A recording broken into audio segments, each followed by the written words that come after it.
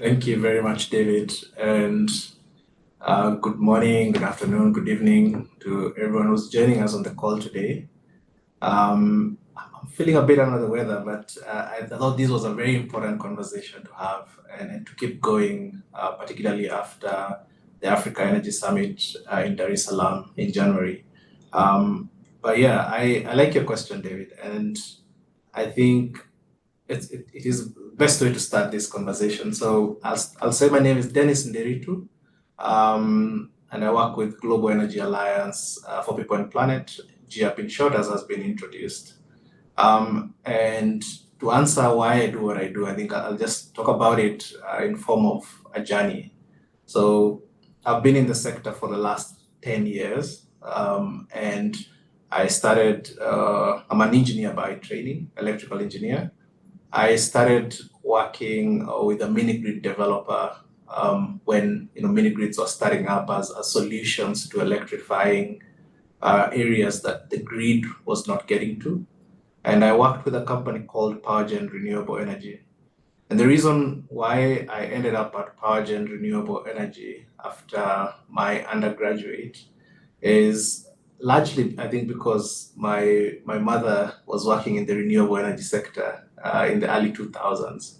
And I could see her and her colleagues working on, deployment of solar to, particularly in Kenya, there's, Maasais who I know are quite famous. They were probably one of the most underserved communities. So a lot of work was going on in that region to provide electricity, as well as initial innovations around cooking using solar, where there were like buckets that could trap the heat and then people could cook on those. So I used to follow or to join them as they were doing some of these installations. And I think that's when I started to understand how electricity could be impactful. I grew up near an urban center, so I really couldn't tell the difference. But seeing communities see electricity or see light at night, and this is like very bright light that allows them to do much more, was something for me, was something that was very interesting for me. And that sort of influenced the course that I took in school. So my undergrad was heavily influenced by that. And then joining a mini-grid company was definitely the best fit for what I wanted to be doing and why I wanted to be doing it. So I think throughout the journey after the PowerGen, I've worked with several other organizations before coming to GEAPP. And the passion that I started with about 10 years ago has not only multiplied, but I think has also been grounded. So a couple of things, I think seeing what impact actually in numbers electricity has on people. I looked at solar water pumps a few years ago, and I remember, the numbers that I saw. Smallholder farmers could increase their production, the area under production by about 25%. They could increase their revenues by more than 150%. And where they were replacing diesel or petrol pumps with solar, they could increase their profits by more than 200%. And this is just at the household level. So you're really increasing income, which means people can look into other things that they would not have had access to, which is better education, better mobility, just improving the quality of life, etc. And you look at that and the way it's translated at the national level, and you see the impact as well there, because at national level, a lot of countries import diesel and petrol, which means they're spending a lot of their forex on these fuel products, which could go into other areas of the economy. So as you're transitioning from fuel pumps to solar pumps, the government is also benefiting hugely. And secondly, billions of dollars are spent across the continent on fossil fuel subsidies. Again, as you're transitioning, you're reducing this burden on the government. So just looking at solar water pumps as one solution, and seeing this huge impact that it has on people at household level and also governments' budgets. And you think about all the other areas that could be electrified, be it processing agricultural produce by extracting oil, milling maize, cooling horticultural products, etc., and also cascading that to national levels of, processing rice, such as what Nigeria does, or other countries that do dairy and all these things. This is really the path to economic growth for the continent. And we need to ensure that we are plugging in at the right time, because the right time is now, and we don't have a lot of time to actually do this work. So I'll end by saying that my passion has been multiplied because I look at the numbers, and we have 570 million people currently not being served or not having access to affordable, reliable, and clean electricity. And you think about that number, that's half of the population of the continent. So half of the team is not playing, and we expect to win a match. It doesn't make sense. So for me, my drive is really to make sure that the whole team plays, and understanding the challenge before us is, if we continue electrifying people at the current pace, we are going to have more people underserved by 2030. We're going to have about 660 million people not having access because the population is outstripping the energy access. So I feel this is a challenge that I'm well trained for, and I'm also very passionate about, and that's why I do what I do. Thank you so much for that very elaborate thought. I would say that it's really exciting, to hear you and hear the perspective that you have just brought towards what drives you, and also share significantly on the quality of work that you do. And most importantly, I like the way you talked about players, matches, and teams. And if I just want to go to Ms. Habiba Ali, I'm just thinking, would you be playing 7 or 9, or would you be a striker? But try to get away from football formations. Let me just ride on that to go to ask you, Habib. But if I take you back over 10 years that you started this incredible organization that has gone on to achieve what you're seeing on in the clean energy landscape in Nigeria and Africa, paint to us a story of your challenges and how you've been able to overcome them by way of introduction. David, and it's always nice to be on the panel with you, right? So thank you very much, like I said, for your question. And why do I do what I do? And as by way of introduction, in the beginning, when I started Sosai, I was already working in an organization that we set up, and it was called Developmental Association for Renewable Energies. It's the idea behind it, and this was set up in like 2004. The idea behind setting it up was because we thought there was very minimal awareness for renewable energies in Nigeria at that time. And so we were trying to see if we could, through awareness, make people adopt the solutions that were available. Because I remember I had gone to Germany at that time and I bought a number of solar lanterns, tried to push them, but they just were not getting acceptance. And they were very expensive types. That then it was the Solux one, which for each one cost like $90. It was just a small lantern, but it was really expensive. So we thought, okay, instead of trying to push, and then I also was trying out the solar parabolic cookers at that time. So all of these was not getting the kind of acceptance that I wanted it to have. And so we thought, instead of us pushing it, the products, why not even create the awareness and let people know? So I remember myself in those days carrying solar parabolic cooker, solar oven, solar lanterns, going to communities and just cooking in the open with people. Once they start perceiving the aroma of food coming out to join us, and yeah, that's just how I got involved. And then we now got to find out of how desertification was actually seriously encroaching upon, especially northern Nigeria. At that time, we had what we called the buffer states and the frontline states. So we kind of unwittingly, not by plan, just got dumped into the climate change world. And we, under DARE, which was the name of the organization, registered the first Clean Development Mechanism project under the UNFCCC. And we did it in partnership with Learning, Helping, Living in Germany and Atmosphere. That project ran, and then somehow with time, I kind of bid out of there for some personal reasons and all of that. But then, before I left, I had through there been able to attend a partnership for clean indoor air forum in 2009 that held in Speke Resort in Uganda, Speke Resort. And there I found out that we were working from the wrong angle. Like, the renewable energy deployment was not just about deforestation, desertification. There was a more serious issue which was closer to the human being than just this global look of desertification and deforestation, which was the indoor air pollution. And it was at that conference that I found out that if you were around an open fire or a kerosene lantern for about 2 hours, you had smoked an equivalent of 2 packs of a pack of cigarette. And that really scared me. And this was in 2009, and in 2006, I'd lost my sister.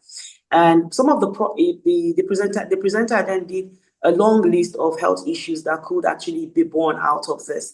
And some of them were what my sister had before she died, which was especially breathing problems. So I started thinking, and this was me that was born of a mother who had a roadside restaurant. We cooked on the open fires by the light of a kerosene lantern in our mama put. So I was living it. I understood what the problem was, but just realizing at that moment that just that kerosene lantern could even cause so much harm. I said, okay, fine, I've got the cooking sorted. How do we sort the lighting? And I was just racking my brains and walking out of the hall after the session. And there was Barefoot Power peddling solar lanterns. So it just connected. It was like that thing when they say, when the student is ready, the teacher appears. It was that kind of aha moment for me. And immediately I bought a number of lamps, tried them out with women who were doing the same thing that my mom did. At that time, we no longer had the shop where we did that, but I was able to identify and quickly, these are women who I still buy akara and bread from whenever I'm going home. So it was easy to find them, try out the lamps with them. And the next thing they wanted to sell to their neighbors and sell to their family members, take to the village. And so we started selling through the women. And that's how Sosai started, selling through women. And, it's grown from selling solar lanterns to solar home systems to now we're deploying mini and mesh grids. It's been 15 years of hard work. That's what I can say. Yes, I think that when you look at the subject of reward, when you look at the lives that have been impacted, the health issues that could have erupted out of using more sources that were prone to more health issues than using an alternative source through the kind of work that you do, I think that is reward. I think that I just want to borrow a statement from a statement that I heard, where it said that you're not a millionaire because you have $1 million in your account, but you are a millionaire because you have impacted 1 million lives. And so I think that when we talk about the subject of reward, it's more of the impact we've made in the lives of people and bridging the energy access gap, the amount of people that their lives have been transformed for the better. And that's why I say that it's been rewarding. Thank you so much for that, Habiba. Always a pleasure to hear from you.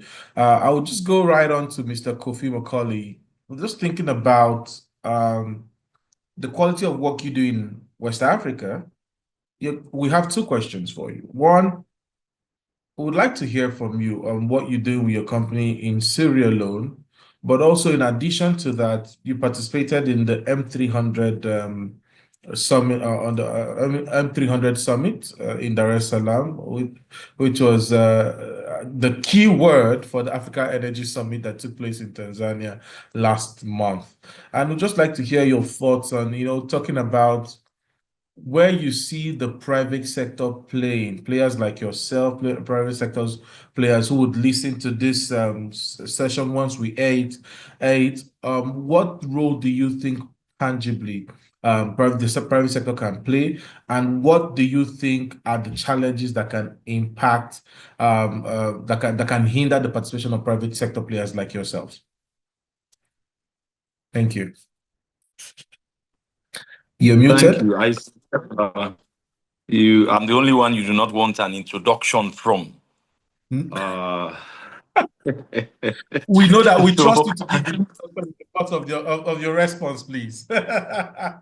and my own story. I'm trying to beat Dennis' story because I'm also an engineer. So a mechanical engineer, but specialized in agricultural machinery. So I Incredible. was going to beat, So, but anyway, I'll give a few seconds on my story and my passion, and I'll go to the participation in Tanzania and what I feel we got out of it, and where I think we can take it, and why, which already gives you an indication, I believe is a key to get the change done in Africa, which I think the train has just started moving, and I think we're going there. So I'll go back a few years when I was in primary school in the north of Sierra Leone, which is one of the hottest areas of Sierra Leone. And it was so bad that you had candles. When you have candles and a candle holder, they would actually bend and melt. Or if you had sugar, it would crystallize in a cup. That's how hot it was. So at that age, I decided that I had to do something about it and try to get energy going. Obviously, there was absolutely no electricity. A few people had generators, and that was it across the whole town. Um, I thought three things. One, I had to do something that was very cheap. Two, something that you could access. And three, clearly, something that you could actually put together quite easily. So my solution was very simple. It was actually this big pen, because the big pen was one of the cheapest, even today in Africa. You find them very cheap. So I thought you could get this cover, the pen cover, put some liquid inside, and actually put this on every rooftop in everybody's home, and that would give them electricity. So I started mixing all kind of rubbish, chemicals, things, whatever. I was trying to invent something which, when you put it into a pen cover, you put it on the top of a roof, it'll give that house electricity. Now, basically what I'm saying is, maybe if I had the access then, I maybe would have been the inventor of solar electricity, because that's many years ago. And solar was not yet operational at that time. Anyway, that drove me all the way to about 15 years ago, when I thought, okay, now is the time to look at how can we actually energize Sierra Leone. Walking in the rural area, going through all the issues, going through how difficult it is with farming. I was also a farmer. We thought, like, no, this has to happen. Even in the city, then you had something like 2, 3, 4% energy access in the whole country, which is actually focused in the city. So moving forward, about 5, 6 years ago, I stood for president in the Renewable Energy Association in Sierra Leone, and the story came back to mind, which I'd forgotten about, that I was actually trying to resolve this energy crisis in Sierra Leone in particular. And that brought me to setting up a company going back 12, 15 years ago, SEWA Energy Resources Limited, which is focused on renewable energy in the West African region, but with particular focus to Sierra Leone, which is basically in hydro, developing hydros, construct, finance, and actually operate the assets. This has been from a private sector. We would focus on the currently about $5 billion, which has already been committed from agencies like OPEC, AFD, Islamic Development Bank, BII, and so on. Those are funds which are made available both to the private sector and to the governments. I believe that being first in line where the country is right now, all the policies and reforms that have been made in tune to allow investment to come into Sierra Leone has given us an edge and prepared us in readiness to be able to access a we have a number of things that have been done through the Ministry of Energy. For example, our local utility, which is the EDSA, it's called, is now going to privatization. We have our collection account, which is also where all the monies are collected, is going to be monitored by international party. And we have, with these current funds also, they're going to be available funds for guarantees. Because one of the biggest issues we have in not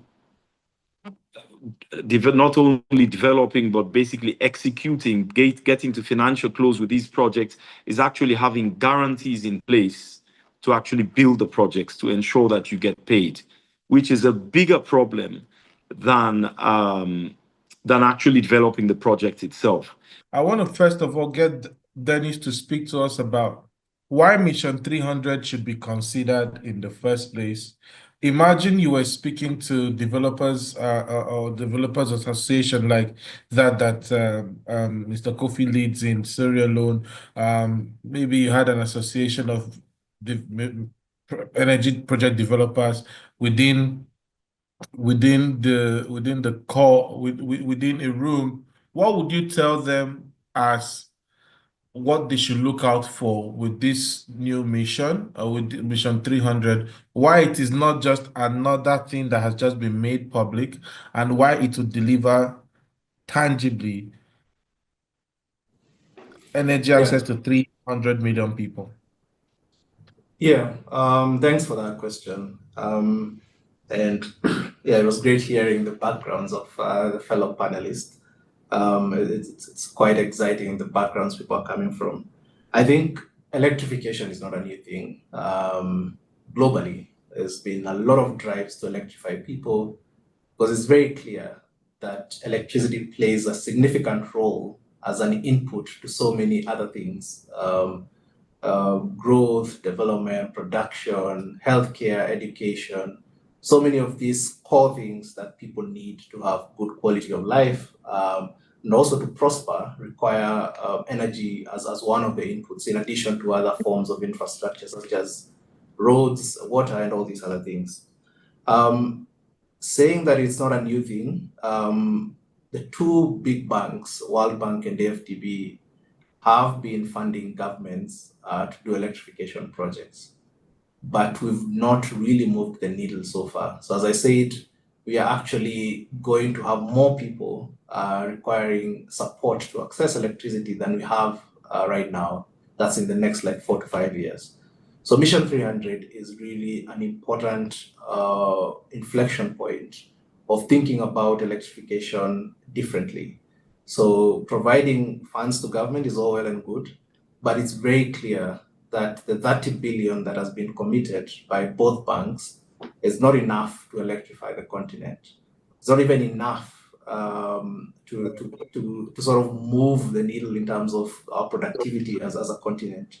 So it is very clear that there's need to bring on other forms of funding together with the public finance that governments are able to access.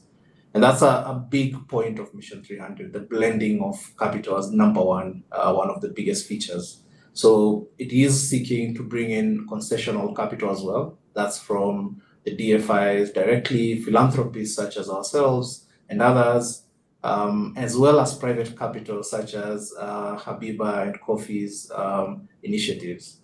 And we, looking at it from that perspective, we are trying to make sure that projects are not developed either by government or by private sector, but they are developed jointly. And how do we innovatively use the public finance as a guarantee, as Kofie has mentioned, to actually help the private sector access more investment, because that has been a big challenge. So that's the first big thing. The second big deal about Mission 300 is, and this is something philanthropies such as ourselves and Rockefeller Foundation are very keen on, is ensuring that every electron of electricity that is generated ends up improving the economics of households and the government. So we've been largely focusing on the supply side of the equation, building dams, building transmission lines, although we've not really hit the right amount that we should be building, but we've not given enough attention to the demand side. And the implications of that are quite huge. Number one is you as a private developer need to have state-level sovereign guarantees, because there is a perception that the consumers will not actually consume as much, and so you'll not be able to recover your investment. So that's number one. Number two is the government now has to pay for that underutilized electricity. And if you look at a lot of countries, they do pay a lot of money for energy that is generated but not consumed. Uganda, for example, pays about $24 million a year for underutilization of energy. You look at that and you think about what is the opportunity cost here. The 24 million could have been used to improve the demand side by creating industries, special agricultural zones, etc., instead of going out of the economy without having any value. So that's the second big bucket for me, that we are trying to not only solve the supply side, but we're also trying to stimulate industrialization, job creation, income increase, etc. And the third big bucket, which for me is probably the big thing that connects to our discussion today, is the level of partnerships that Mission 300 is opening itself up to. So as I started by saying, governments have always had these bilateral relationships with the African Development Bank, with the World Bank, and that has gaps in what they try to achieve. But Mission 300 is opening up the playing field and saying, all of us are trying to do some work, either in the electricity side or on the demand side, as I say, this livelihood improvement. We should all be coming together at country level and say, and deciding this is our vision. And the compact was one attempt at doing that, which is the country saying, this is our vision for the next 5 years. We are asking you to all come to a table and join us and rally around helping us reach this vision, and not in silos, but that we'll have a platform, for lack of a better word, that allows us to coordinate our efforts to achieve that goal. So that means we are going to achieve more efficiency of capital. We are going to achieve more efficiency of people and the human capital. And lastly, we are going to reach our goals faster because we are moving together. I know there's a lot of quotes about moving together and how it enables getting to a destination. So those are the key things that are quite different at Mission 300. And I'll end by saying that the private sector has, and I think during the Dar es Salaam summit, it kept coming up again and again, that the private sector will play a key role in this new era of electrification. So for me, the question that you asked, or the question you're discussing with Habiba of $1 million, I will say I will be happy if local African companies get to that level where we see the Googles and everyone else, because electricity is a key opportunity in this emerging continent and the emerging economies.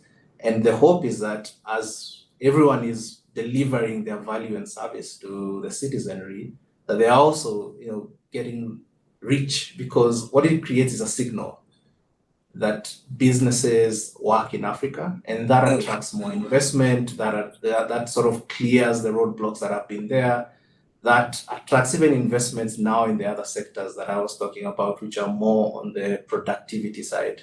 So I would say it's quite an impressive collection of partners for Mission 300. And I do think that's the power that it holds, and that's where we will get the most outputs from.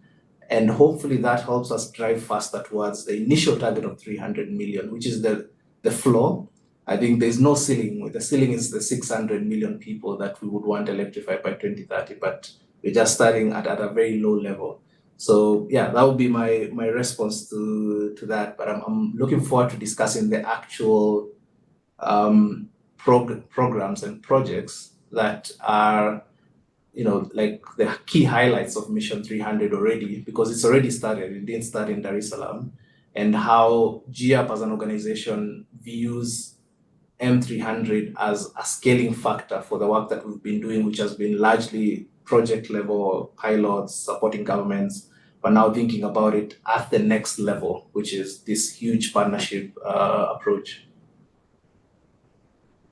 Thank you so much, Dennis. And I like the way you put it. So it's and looking at the fact that yes, it creates a huge opportunity for partnerships. It creates a huge opportunity for for us to even see government to government relations and also private sector to play. I would like to ask Mr. Kofie and just ask Mr. Kofie questions around how can even private sector players mobilize themselves? Because sometimes you get the whole conversation, questions around, everybody wants to do their thing. They see themselves, developers see themselves as competition. Would like to hear your thoughts on this. Then, after we get your response, we'll go into conversations about local content, and we'd like to get Habiba's thoughts on how we can really look at more homegrown solutions and help, and how homegrown companies can leverage these sort of opportunities and even drive much more development from a local to a global perspective. But again, let us hear Mr. Kofie first on how private sector can mobilize and come together. Then we'll come to Habiba. Thank you. Mr. Kofie, the floor is yours. Thank you. Thank you. First of all, I like the way how Dennis put it. And that's why I said Africa is ready. There's a lot that can be done in collaboration between countries. For example, one country better at solar, another at hydro, another at wind. And now because we have like CLSG going, Transco, the interconnection, the different interconnections around Africa, you have seen that collaboration start.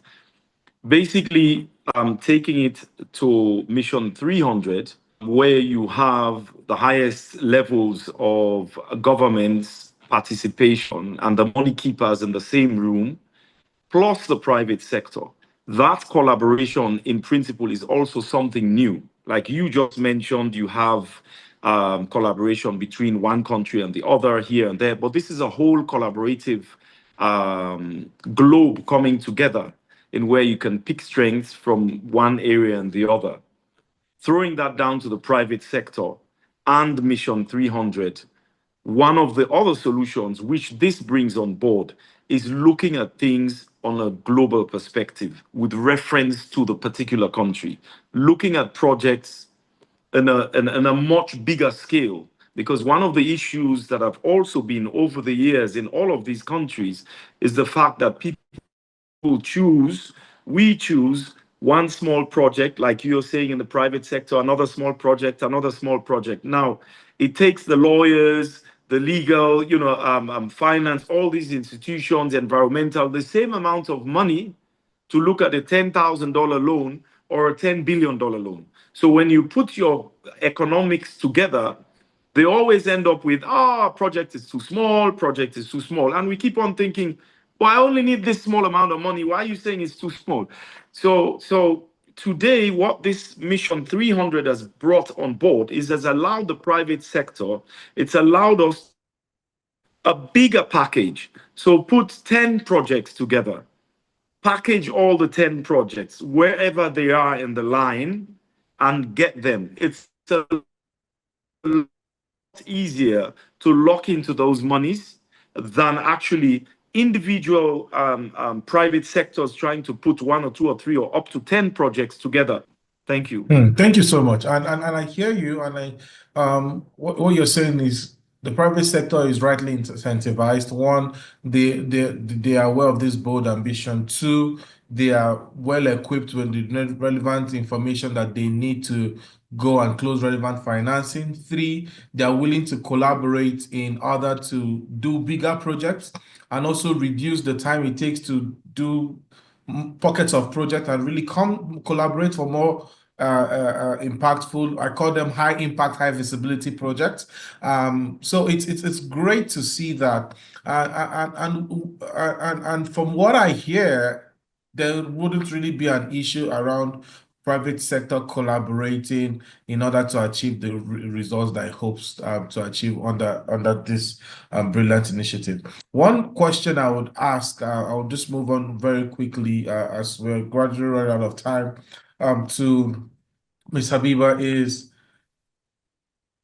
there's a lot of conversation around trying to, bridge the energy access gap locally within our countries and of course across the continent, but there still seems to be some sort of gap around local companies being able to address their local issues. And also, I also want to talk about supporting homegrown solutions, if so homegrown solutions even have a role, to play in helping bridge this energy access gap that we see. I recall that when Mr. Kofie was speaking, he talked about how he was thinking that, can I create something out of the top of a barrel, to bridge the at least lighting gap at the time.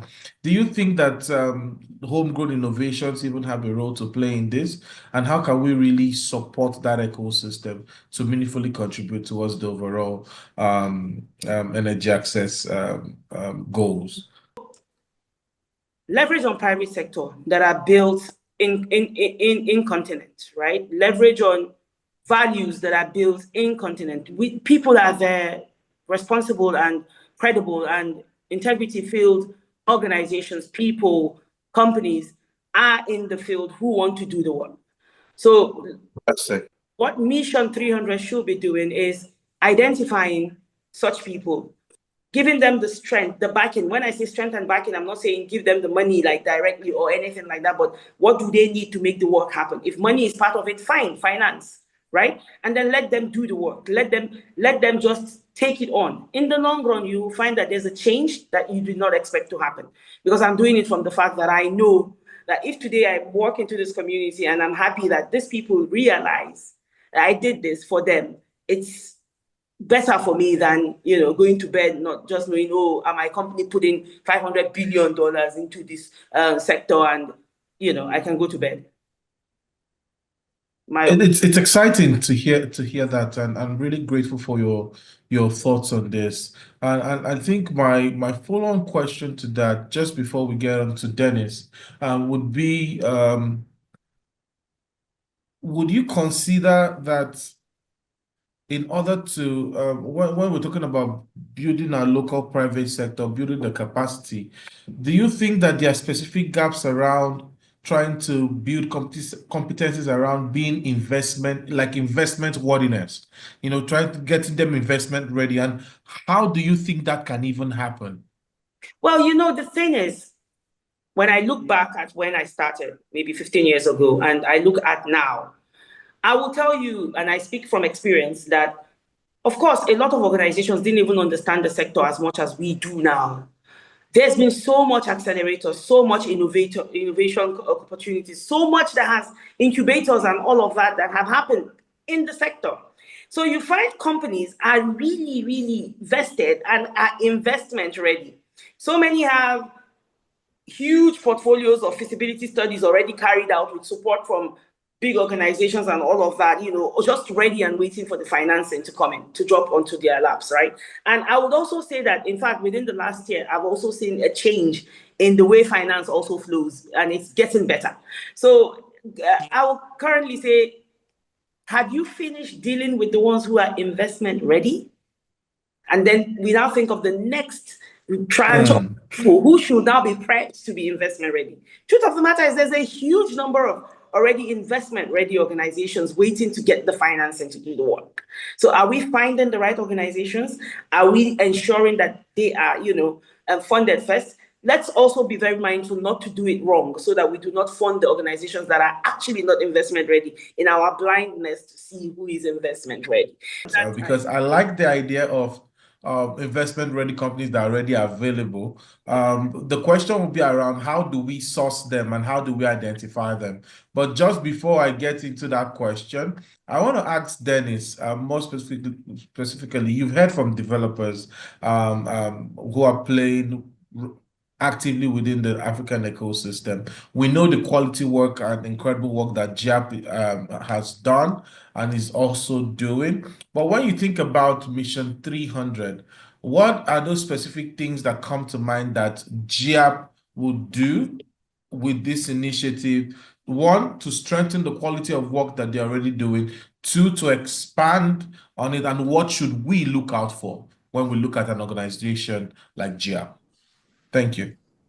No, thank you very much. And maybe I'll start by responding to Kofie and Habiba on the key things that I think the private sector should really continue focusing on. I'm sort of hoping that the investment is also lining up in the way that the two of them have talked about the needs and the way their needs are structured and the quantity of the needs. I think that there's still key areas in our energy work that need to be sorted. And the first one is the cost. So particularly in the DRE side of things, the cost is still quite high. And it's still quite high for the end user. And what that means is, as much as we do want to continue delivering solutions, the business model viability still has some question marks. So that is brought about by so many issues. And I think someone talked about the cost of capital, etc. And hopefully what we are really focusing on as GEAPP and all the partners under M300 is trying to think about, beyond the investment instruments and the financial instruments that are needed to de-risk projects or to provide guarantees for projects, what are the other parts of that ecosystem of de-risking? And the first one is data and intelligence. Because if you think about it, a funder or an investor, when they're evaluating the cost of capital, one of the key things they think about is track record. The second thing is historical data that they can use to quantify the risk, etc. That has not been done in a fair way in Africa. So we still do have the highest cost of capital, despite our energy projects, having default rates that are lower than the US and even other regions. Similarly, broadly our infrastructure projects also do not have defaults, particularly to these MDBs. So that has not been fair. But I think one way to conquer it is continuously providing data about what is happening, showing success is actually happening, and that the risk perception is not as envisaged by a lot of this investment. So that's one bit that we are driving really, really strongly under this M300 partnership, is to showcase Africa as an investable destination and to show that the data actually proves that it's an investable destination. The second bit that I think and that means the private sector needs to share a lot of the data so that it can be shared globally. The second thing that is quite certain is that if we are talking about a huge scale up in the electrification approach, it means there's gaps that just come up naturally in the workforce. We do not have enough workforce to actually do 300 million, because if the workforce right now is only able to do 5 million a year, and we're now asking it to do 20 million a year or 30 million, they still need to think about how to develop this workforce. And I think we've all come to appreciate that, yes, school and education is one way of developing our workforce, but the true and the best way is actually training them in industry or on-the-job training in industry. So that's another role that the private sector will need to play, and philanthropy is on hand to really support that, to provide the resources that are required, to provide everything that is required to bring on a lot more people into the sector and get them trained for what is needed for Mission 300. And finally, I think on the private sector side, I would say sometimes the lack of resources means innovation doesn't happen at the pace that we would want it to happen. And the truth, unfortunately, is that we can't continue to do things the way we've been doing them because they've not worked truly. if they would have worked, we would have been at a different position now. So whether it's a private sector deployment of solutions, it does seem there's still a space for improvement. Whether it's us on the investor side of investor and philanthropic capital, there's still something that we're not doing the right way. And the truth is that if we don't, half of what we do should be taking a risk. Otherwise, I think they say you can't solve a problem, by doing the same thing that led to the problem. And it seems like that's really what we've been doing, because we haven't solved and we've not created a trajectory towards solving it. So those are the key things that I wanted to respond to. I'll quickly just walk through what GEAPP is going to do. GEAPP is going to do three big things under Mission 300. The first one is we are going to expand our government support work. So government, as has been mentioned, is a key cog. Actually, it's the center cog in all this. And what we do with governments is really provide the capacity that is needed. We are going to expand that to not only TA or technical assistance directly to government, but also, what sort of tools can we now start talking about? Because as the world is moving to digital solutions, I think government can be automated. Some of the things, getting licenses for power plants, Kofie might mention, it takes a whole lot of time. Some of these things, if you actually automated them, utilities getting digitized, ETCs, all these things have been proven elsewhere in the world to really provide a good solution to a lot of the challenges. So that's the first big thing of really supporting governments and being very deliberate to anchor that to M300's goals and targets. And we've seen very good results of that in a country such as Malawi, where we've funded a battery energy storage system on the grid. It's a 20 megawatt system. This was birthed because of the challenges Malawi was going through 2 years ago. There was a cyclone that washed away one of their hydros, taking away about 20% of the installed capacity. At that time, they had actually signed PPAs with solar IPPs. So as you know, if you remove hydro, which is a good base load, and you put in intermittent solar, you're going to create instability in the grid. And taking out a big hydro such as that was always going to impact the grid. So they were having, the last thing that they had was they had diesel plants that used to come up when they had peaks. So looking at all these challenges coming up at the same time, and they were decommissioning at that time, a battery energy storage system was definitely a good solution. But getting to a level or to a position where we understand what size is required, what capacity is needed at the utility, what is needed to do procurement at the government level, all that required a lot of government engagement. And really, our experience from Malawi shows that if you really embed yourself and you provide the necessary capacity to government, you can get to making these decisions quicker. And once you've gotten to that level, then you have data, as I started by saying, that is being generated by the project that reduces the need for the private sector to really invest a lot of money to understand how things work, because they can just use that data to model out the next pipelines. The second big thing GEAPP is going to engage in is private sector support. I think particularly for me, this is a key area of interest because I have come from the private sector and I've seen, the grit that private sector have. I've seen the execution expertise that is there.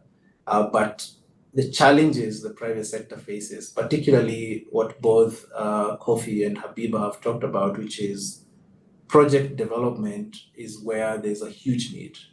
The phases from concept, doing the feasibility studies, getting permits, those are the most capital intensive phases before you actually get to financial close.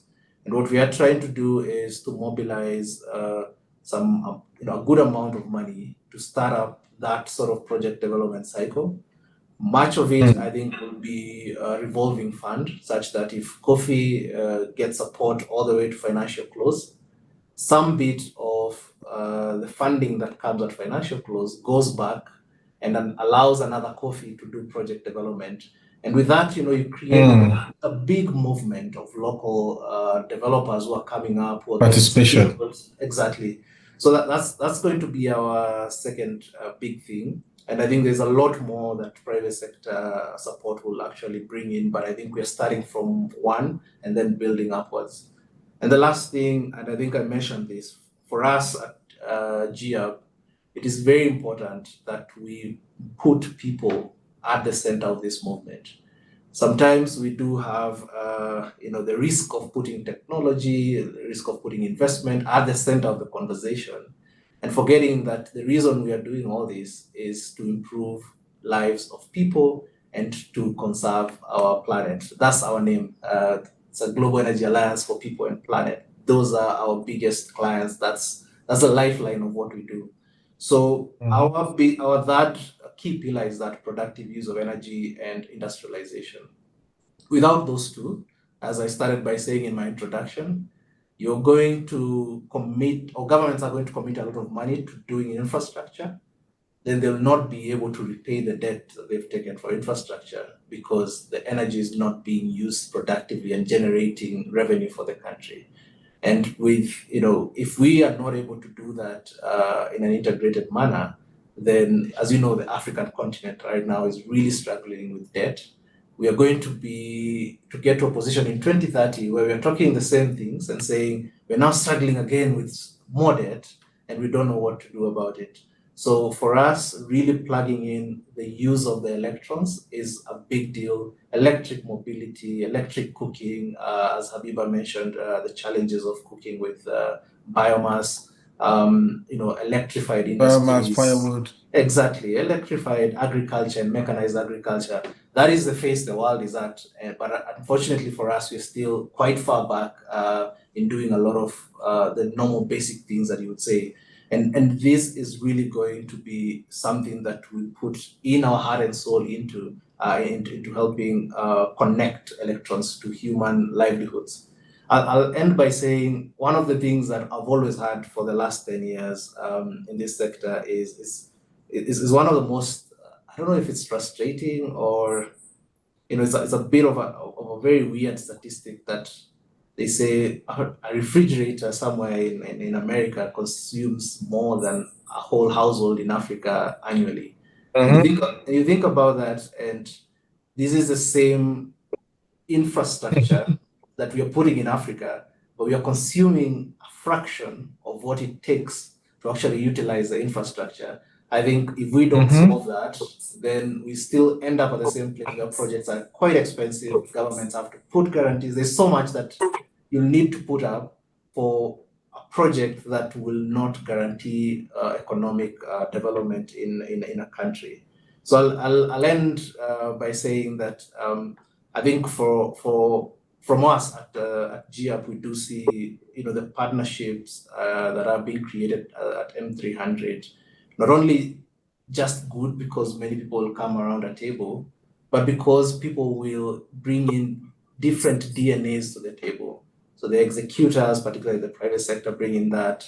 The people who are very good at technology and innovation come and bring that. So I think it's largely more bringing solutions to the table and integrating solutions more than just bringing investment, which I think investment is already there. But what is missing is this very tightly built story and narrative that actually means putting in money in Africa means developing the continent. I said I'll end with that, but I think a critical thing that, or two critical things that have come up in conversations is number one, Africa is home to most of the critical minerals that are being utilized for this transition. The lithiums, the cobalts, all these things that are needed for this transition. But the energy transition equipment. Exactly. But then we are also home to where energy access or transition is needed most. But you see, this is a good fit. The glove is fitting the hand very, very nicely. And then we have probably the best resources when it comes to hydro, to solar. Uranium is here as well if you want to go nuclear, whatever we want to do. Some countries also still have gas and all these things. But the idea is that we do have the resources within the continent. And what that means is that we are actually creating a new industry, transition industry in the continent. And we are the off-takers of that transition industry. So it means we can actually do all our things within the continent without needing to go out if we actually do this right. And secondly, one other thing, and I think Kofie spoke about it, but for me, it's quite exciting, the fact that we don't need to all be setting up infrastructure or power plants in our countries, because regional integration will be the name of the game in the next decade. You think about Absolutely. the region that we are, GEAPP is based in so many countries, but our office where I'm sitting right now is based in Nairobi. The Eastern African part of the continent has, a lot of power right now. Ethiopia, Uganda, Tanzania have commissioned massive hydros in the past couple of months, and the Southern African region has a big deficit. So instead of pushing in all the money into building infrastructure or generation sites in Southern Africa, what we need to just be doing is building transmission lines and pulling that power from the eastern part to South Africa. When DRC builds their Inga Dam, that's what they push to the Sahel and all this. So this ability to actually share resources through an interconnected grid in the whole continent is also, a very big opportunity. And I think this helps people to, again, use capital efficiently. So Burundi doesn't need to build new hydros, they just pull power. Whoever else needs power, they just do that. And, think about Zambia, they have a deficit, pull power, create batteries in Zambia, because Zambia and DRC have the materials needed to create batteries, and then sell back those batteries to where the power is coming from. This is really, I think, what the African Union is envisaging in saying, we'll have a free continental trade area, we'll have an African single electricity market, all these Mission300, all these things are coming together. And I do feel this is the perfect opportunity for our liftoff. I know sometimes it just sounds like blind optimism, but for sure, when the stars align, you don't need to be told. I think that's usually very Absolutely. good. And I do think this is moment the stars are all aligning very well. Thank you so much. I think we've literally had a masterclass, and really, you took your time. Different from the typical panel sessions that will just give you 3 to 5 minutes for a different round of questions. We just wanted to really hear you, because once we air this, the whole idea is that people who would listen to this would be able to know how best they can position themselves to make the most of this impact. And being that the organizers of this LIDA Network is a Pan-African network, certainly I'm sure a lot of the countries which they serve are also part of the countries that the Mission300 initiative hopes to impact. And thank you, Dennis, for a lot for your time. I will just jump into Ms. Habiba, and I'll get a Kofie as we get your parting words for today's session. And I told you I had a thought, and I wanted to just get that from you, because sometimes I recall sitting down in a panel with colleagues from some of the multilateral banks, and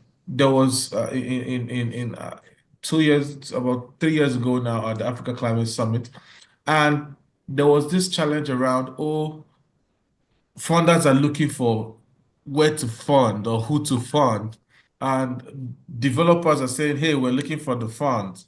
And you said something very critical, Habiba, where you said that they are actually investment-ready companies, not just in Nigeria, but across Africa. Maybe you can guide developer financiers. Where should they go to today if they're looking for companies like this who have been able to receive the funds and multiplied impact within this ecosystem? Look for, because there are a lot of associations that work out of Africa and, work in the sector. There's the African Mini Grid Developers Association, for example, right?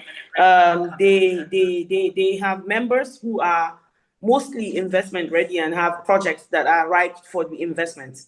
That's one association. There's the Renewable Energy Association of Nigeria, where you have over 100 companies in one box who can do ranging from small solar home systems up to mini grids. So there's so many associations like that. And if you want to even start up from the umbrella organization, there's the Renewable Energy and Energy Efficiency Alliance that was set up to have all the renewable energy and energy efficiency associations under them. So you can even start from there so that you can encourage them to give you names of their members and their members, right? And you can from there just look at who is right for you to fund and work with. One of the things that I also say is, how do you find female entrepreneurs? Female people, female, business owners, female entrepreneurs, female developers. I feel like sometimes I'm just one of them, one of the very few in the sector. But I recently found that there's a lot more women in the sector who are doing what they are doing. And there are also associations and links that you can use to find them. For example, we have what I call it, a platform where we have the Women in Renewable Energy Roundtable. We have women in the sector who are doing business in renewables and all of that. And I'm currently, for example, the national chairperson for African Women in Energy and Power. And as I am Nigeria's chairperson, there's other chairpersons across the not West Africa, across African countries. We have a chairperson for Botswana, Uganda, Kenya, and all of that. So there are women in the sector who want to actually do the business. What we need to do is you can actually develop for yourselves as investors a model that can be used, just like we do feasibility studies in community to come up with, do the communities need the renewable energy solution? Do they have PUE requirements? What are the PUE requirements? To what degree? How many people can actually be powered and all of that, just like we do it. I think that the investors should also have like a pre-feasibility that they do on companies as well. You know, you're not asking them for all of the due diligence information, but as basic as, even though they have a pitch deck, which is quite good, but next steps, what is it? What do you have? Can you prove your model? Can you prove the areas where you're working? What have you done in the past? What are the, I know that saying what have you done in the past kind of makes me feel one kind, because I remember myself when I didn't have a lot done in the past, and when people asked me that question, I felt scared, like that was going to throw me out of the room. But so I wouldn't want to say what have you done in the past is really like a key question, but it's good to know, right? So I think they should, I know they already do have a bit of them, but it's also good to know when you get that list from all of these associations that I spoke about, to be able to find out if do the association, there's Gogla, sorry, I forgot that one. So you can already find out from them, at what stage are these your members? Where can we come in to help them? I know Gogla, for example, in the past, when I was with a member of Gogla, they had a lot of programs they were doing to support the members in building their capacity point where they will be seen and invested upon. So there's so many places you can find them. Just look. This is exciting, and at least I'm sure that with all of these pointers that you have given, it just also says that if you're a developer, you are not part of any of these associations, you're doing yourself a big disservice, because when you have this sort of groups, that it creates a huge platform for opportunities to be shared, for new insights to be gotten, and also even market intelligence, and even for financiers to be able to identify companies that can be, that can receive their facility, and feel free to. I think it's just also interesting from what you're saying, even though I'm saying what you have mentioned literally is like, feel free to start from where you are, and just keep on taking it one step at a time, with the fact that you may not have a lot of track record today, but doesn't mean that that is where you'll be. Just keep at it. Thank you so much, Ms. Habiba, for this. Really exciting to hear your thoughts. And just as we get to Macauley, as we try to wrap up this session, we have shot by some time, but I would say we've had some great insights today. Mr. Kofie, you've heard Habiba, you've heard Dennis. What would you say going forward as we move ahead, in terms of what should developers start doing from today that they are not doing yet that could enable them position better to make the most out of these opportunities that M300 has to offer? Thank you. You started off with giving me 2 minutes. Now you've ended up with giving me 30 seconds, but it's fine. I think there are a lot of things I'll just put 2 seconds into both areas with Habiba. I think the message to the rest of the world is Africa is ready. Secondly, come and make money, but also make an impact with the support of the local developer. Because it only works and works perfectly well when you have the local developer who, no matter how you want to look at it, has the greatest interest of its own people. And that is the solution to actually locking longevity into these projects in Africa. If you look at all the other advanced countries and how they've advanced in other areas, it is also with their own people. Now, with reference to the private sector, oh yes, and I wanted to touch with one thing on Dennis.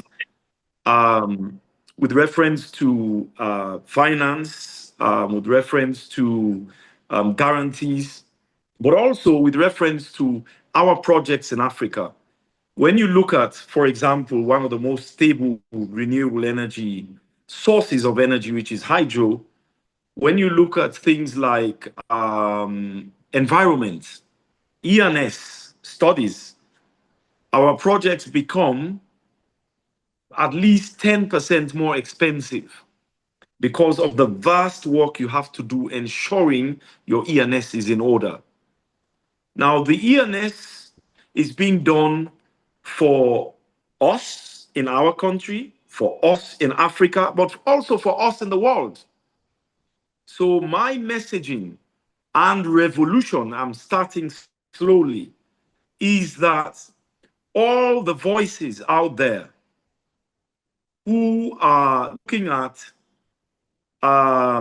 putting money into Africa or investing in Africa, and at the same time looking at your environment, I am thinking that those costs in particular, which will be packaging very well for the Mission300, they are costs which should come under grants, because automatically what we're coming in with, not just coming in with renewable energy, but also supporting the environment in the world, means put your money where your mouth is, which means we want to save the environment and the world.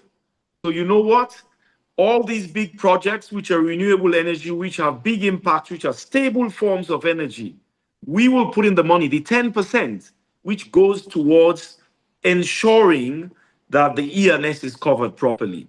So that's one aspect I wanted to drive in, plus other aspects of technical assistance and so on and so forth, reference to developers in Africa, which one of the initiatives from GEAPP is doing, supporting that, which we have benefited from in our projects and has worked very well in our projects. And I did hear him, thank God we're talking to the world, that he is not only supporting Kofie's project, but Kofie's projects to ensure that we land all these projects and be able to get to where we're going.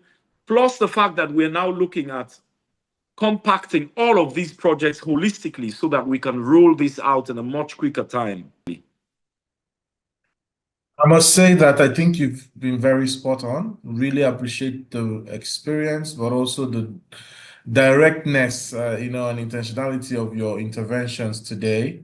Indeed, the opportunities are there, and companies who, allow me to say, are wise would read this, read about the benefits, should already start taking steps. If just from what you said, I'm just thinking that if I'm a private company who has heard about this sort of initiative, what I should start doing right now is looking at how I'm building a very healthy investment pipeline of projects that I'll be implementing with my company, identify relevant partners as well within and outside my area, my operating area, and see who I can collaborate with. You can be in Sierra Leone but doing projects in Tanzania. You can be in Tanzania but doing projects in Rwanda. You can be in Ghana and doing projects in Nigeria, and you can be in Nigeria and doing projects in Senegal. So there's that huge opportunity, And Dennis, in part of his comments, mentioned about working effectively, not just developing infrastructure projects,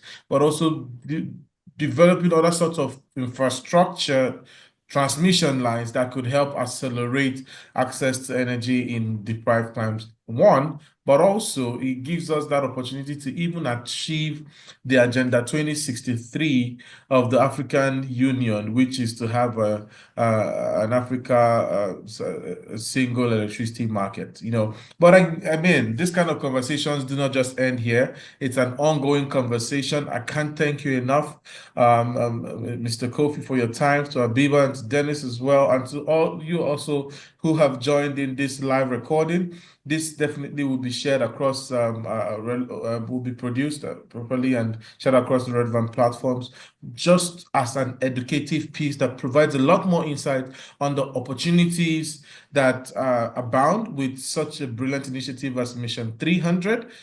We can't wait. We can't wait to see the kind of impact that will be achieved on the continent within the next 5 years. And also looking at the fact that it's a big ambition, a huge ambition to electrify at least 300 million lives. Whoop! We're excited. And I'm sure that LIDA Network will be observing, following the news, following the quality work that people like Habiba is doing, following the work that Kofie is doing. Of course, I would also say that there are a lot more young people out there who are already inspired by the work that you do, but also would want to learn a bit more. Maybe so as an offshoot from this meeting, we may have to think about country-specific master classes that we have people like yourself with the wealth of experiences that you have come tutor, come train, and provide that hand-holding support that mentors like you can only provide. I see here that there's a question: how can I be part of the Women in Renewable Energy Network? That's a brilliant question. Habiba, I don't know if you want to take it up just as we try to wrap up. How can she join? A website? What can she do? Habiba says something, just before Habiba says something, I want to tell that young lady, they're all young ladies, that she's already halfway there. Just being a woman, you're already halfway there. Because today, even in Sierra Leone, where we have now promoted 30% gender balance and so on and so forth, but just being a woman today, the advantages you have, because everybody wants to see women taking the lead and even striving in these areas. Being a woman, get in there, get into the space, and just show your face that I am here, I'm ready to move. That has already got you 50% of the way. I just wanted to say that with the disadvantages we have, like with Habiba. So Habiba, over to you, please. Thank you so much, Habiba. So now tell us the how. How can she be part of this as we try to call it? I sent her my email on the group, so she should please feel free to reach out to me, and then I would exchange. But it's not a big deal. We can always find a way. There are so many. If you Google all of these women organizations online, you'll find a link to their contact, and yeah.